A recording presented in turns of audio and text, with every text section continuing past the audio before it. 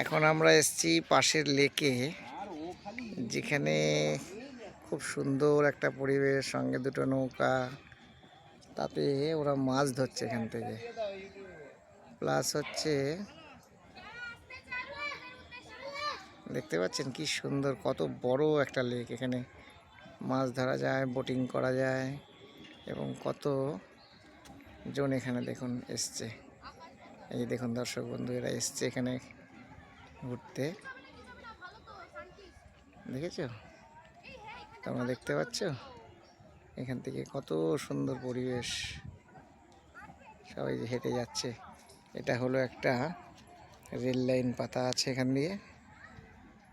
এই rail line দিয়ে toy ট্রেনগুলো চলে, যেখান দিয়ে ঘুরে গেছে, গিয়ে এই এদিক দিয়ে ঘুরে গেছে।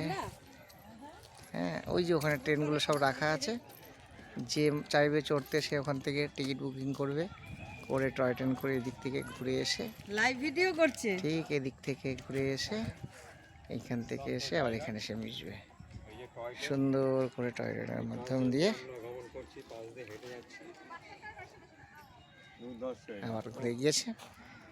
দেখতে পাচ্ছেন তো, তার সঙ্গে যে বিভিন্ন নৌকাগুলো এখানে মাছ ধরছে, দেখতে এত সুন্দর লাগছে যে আপনারা যখন আসবেন তখন আপনাদের এখানটা ভীষণ ভালো লাগবে।